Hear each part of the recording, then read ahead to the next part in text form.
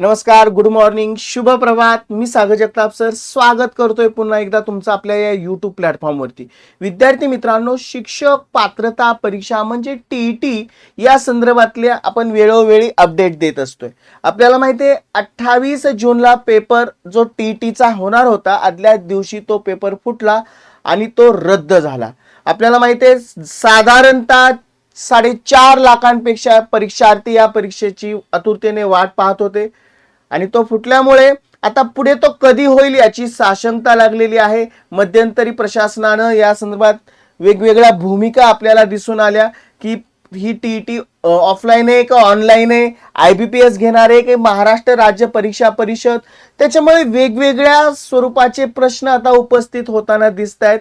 एकतर तारीख निश्चित होत नाहीये, विद्यार्थ्यांमध्ये एक प्रकारचं असंतोष निर्माण झालेला आहे, निराशा निर्माण झालेली आहे आणि त्यातूनच वेगवेगळे प्रश्न उपस्थित राहत आहेत. आता साहजिकच आहे, ऑनलाईन संदर्भात हालचाली सुरू झालेल्या आहेत. IBPS कडे ते पत्रव्यवहार चालू झालेले आहेत, जे परीक्षा परिषदेने हे केलं, स्पष्ट केलं. आता त्या ऑनलाईन पद्धतीने जरी घ्यायचं झालं तर त्यामध्ये सुद्धा अनेक अडीअडचणी आहेत, अनेक अशा तांत्रिक त्रुटींचे मुद्दे उपस्थित होताना दिसत आहेत. विद्यार्थ्यांची मागणी या संदर्भात स्पष्ट आहे की परीक्षा पारदर्शक व्हावी, त्यानंतर सुरक्षित असावी आणि विश्वासार्ह असणं गरजेचं आहे. त्यासाठी वेगवेगळे मुद्दे उपस्थित केले जात आहेत. जाणूयात त्या संपूर्ण प्रक्रिया आपण या व्हिडिओच्या माध्यमातून. तत्पूर्वी चॅनलला नवीन असाल तर चॅनल सबस्क्राइब करायचं आहे, व्हिडिओ शेअर करायचा आहे. तुमचं या बाबतीत काय मत आहे कमेंट बॉक्स थ्रू जरूर कळवायचं आहे आणि आवडली असेल माहिती तर लाईकच्या स्वरूपात प्रतिक्रिया द्यायला विसरायचं नाही. विद्यार्थी मित्रांनो, परीक्षा पुढे ढकलली आहे, हरकत नाही. कधी होईल याची शक्यता अजूनही आपल्याला समजत नाहीये कधी होईल याची.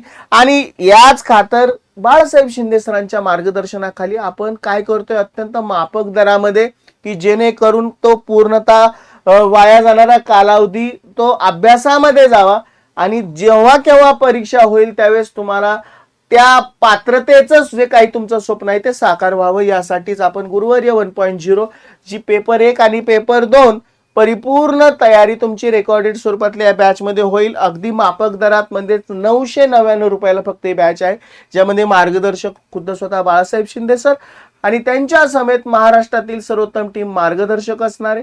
काय करायचं, दिलेल्या कॉन्टॅक्ट नंबरला कॉल करा, बॅच विषयी सगळ्या डिटेल जाणून घ्या आणि लवकरात लवकर बॅच परचेस करा.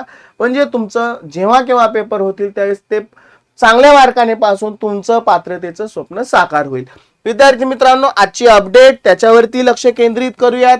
बघा, जे हेडलाईन मध्ये सगळ्या गोष्टी नमूद केलेल्या आहेत. टीईटी ऑनलाईन परीक्षेत तांत्रिक त्रुटींचा मुद्दा ऐरणीवर. जरी प्रशासन म्हणतंय की आम्ही आता ऑनलाईन घेणार आहोत, परंतु अनेक मुद्दे त्यातून उपस्थित होत आहेत. कारण 2013 पासून ज्यावेळेस टीईटी सुरू झाली किंवा परीक्षा घेण्यास प्रशासन किंवा परीक्षा परिषदेने सुरुवात केली गेली, त्यावेळेस ही संपूर्ण प्रक्रिया ऑफलाईन होती. एक फॉर्मॅट तयार केला गेलेला होता, अभ्यासक्रम तयार केला गेलेला होता. ह्या सगळ्या सर्वश्रुत गोष्टी आहेत. परंतु ज्यावेळेस अचानक ऑनलाईन कडे ज्यावेळेस आपण जातो त्यावेळेस वेगवेगळे मुद्दे उपस्थित होणार आहेत, त्याच्यावर चर्चा करतोय. परीक्षा पारदर्शक, सुरक्षित, विश्वासार्ह पद्धतीने व्हावी. साहजिकच आहे, पेपर फुटलेला आहे, त्याच्यामुळे विद्यार्थ्यांच्या मनात अनेक शंकांचं घर आहे आणि त्यामुळे त्या ऑनलाईन परीक्षेच्या बाबत ती पारदर्शक असावी, सुरक्षित असावी आणि विश्वासार्ह असावी अशी मागणी आहे.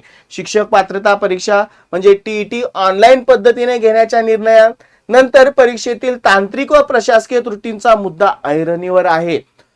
परीक्षा पारदर्शक, सुरक्षित आणि विश्वासार्ह पद्धतीने व्हावी, तसेच परीक्षार्थ्यांना कोणत्याही प्रकारच्या अडचणींना सामना करावा लागू नये यासाठी आवश्यक ती प्रशासकीय व तांत्रिक उपाययोजना तातडीने राबवण्याची मागणी राज्य परीक्षा परिषदेकडे निवेदनाद्वारे वेगवेगळे विद्यार्थी संघटना असतील, वैयक्तिक विद्यार्थी असतील, निवेदन देत आहेत या संपूर्ण प्रक्रियेसाठी.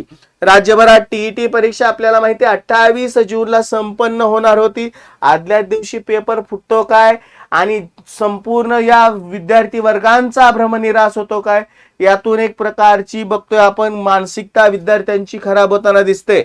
या निर्णयाला काही आता बघा, पेपर फुटीच्या घटनेनंतर परीक्षा ऑनलाईन पद्धतीने घेण्याचा निर्णय घेण्यात आला. या निर्णयाचा काही शिक्षक संघटना आणि परीक्षार्थ्यांचा विरोध दर्शवत परीक्षा ऑफलाईनच घेतली जावी अशी मागणी करत आहेत. तर काही अशा संघटना आहेत की त्यांचं मत आहे ठीक आहे, ऑनलाईन तर ऑनलाईन, फक्त त्याबाबत तुमची भूमिका स्पष्ट करा असं त्यांचं मत आहे. ह्या ठराविक 3 मुद्दे याच्यामध्ये खूप महत्वपूर्ण ठरणारे जरी ऑनलाईन घेण्यात आली. काय आहेत त्या मागण्या? निवेदनात परीक्षा पूर्ण होतात परीक्षार्थ्याला लॉग इन वर प्राथमिक गुण अथवा निकाल उपलब्ध करून द्यावा. आपल्याला माहिती आहे आपण ज्यावेळेस ऑफलाईन परीक्षा देतो त्यावेळेस आपल्याकडे त्याची एक रिसीट राहते किंवा त्याची एक प्रत राहते की ज्याच्यावरती आपल्याला लक्षात येतं की बाबा आपला कुठला प्रश्न चुकलाय, कुठला बरोबर आहे, की जी पडताळणी करणं सोपं जातं. आणि तशीच मागणी केलेली आहे की विद्यार्थ्यांच्या लॉग इन वरती गुण अथवा निकाल उपलब्ध करून द्यावा, उत्तर तालिका, रिस्पॉन्स शीट आणि प्रश्नपत्रिका उपलब्ध करून द्यावी. परंतु आपल्याला माहिती आहे आतापर्यंत IBPSचा इतिहास आहे, IBPS अशी कुठलीच गोष्ट करत नाही ज्यामध्ये विद्यार्थ्यांनी कसा पेपर सोडवलाय त्याची कुठलाही पुरावा त्यांच्याकडे नसतोय. तसेच परीक्षा विविध सत्रांमध्ये घेण्याच्या गुणांचा न्याय मूल्यमापन करण्यासाठी नॉर्मलायझेशन पद्धतीचा अवलंबन करावा अशी मागणी केलेली आहे. काही संघटनांचं असं मत आहे, पण आपल्याला माहिती आहे ही प्रक्रिया किती किचकट आहे. याशिवाय परीक्षा केंद्रावर संगणक, इंटरनेट, वीज पुरवठा आणि तांत्रिक सहाय्य यंत्रणा अखंडित उपलब्ध ठेवावी. ऑनलाईन टीईटीचा अभ्यासक्रम, प्रश्नांचा नमुना, गुणांकन पद्धत आणि मार्गदर्शक सूचना वेळेत जाहीर कराव्या. आपल्याला माहिती आहे ऑनलाईन घ्यायचं म्हणजे एकाच वेळेस निर्णय बदलला म्हणजे सगळ्याच गोष्टी संपत नाहीत. त्या परीक्षेची पद्धत कशी आहे, तुम्ही गुणांकन कसं करणार आहे, विषयाला वेटेज किती आहे, त्यानंतर ती पूर्णतः मार्गदर्शक सूचना जशा आपल्याला ऑफलाईनच्या येतात तशा मार्गदर्शक सूचना अगोदरच क्लिअर कराव्यात अशी अपेक्षा व्यक्त करण्यात आली आहे.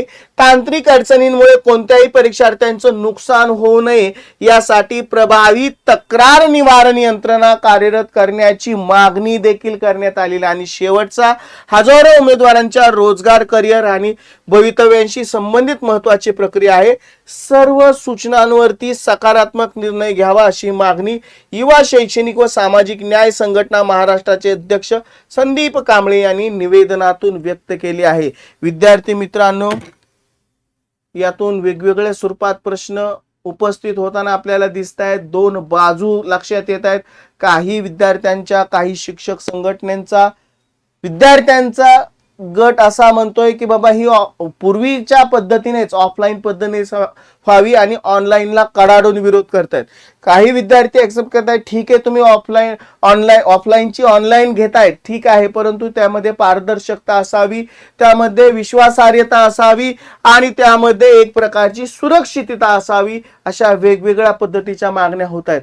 आता यामध्ये बराचसा कालावधी जातोय, ऑनलाईन का ऑफलाईन यामध्ये कालावधी तर जाईलच जाईल. त्याचबरोबर ती परीक्षा पद्धती असेल, गुणांकन कशा पद्धतीने करायचंय, मार्गदर्शक सूचना काय असतील, ह्या सगळ्या गोष्टी जेवढ्या लांबत जातील तेवढा होणारी परीक्षा आहे ती तेवढी उशिरा होईल. आणि साहजिकच आहे या संपूर्ण जवळजवळ 5 लाख विद्यार्थ्यांच्या या संपूर्ण भवितव्यावरती याचा परिणाम होणार एवढं निश्चित. कारण आपल्याला माहिती आहे गेली 6 महिन्यापासून जेव्हा परीक्षा डिक्लेअर झाली तेव्हापासून आजतागायतपर्यंत हे विद्यार्थी त्या मानसिकतेमध्ये होते. त्या परीक्षा आज उद्या ते परीक्षा द्यायचे त्या संपूर्ण मानसिकतेमध्ये होते, तयारीमध्ये होते आणि अचानक रद्द झाल्यामुळे तो जेवढा कालावधी जाईल तेवढा त्यांच्यासाठी पुढे त्या परीक्षेच्या वरती परिणाम करणार नक्कीच ठरेल.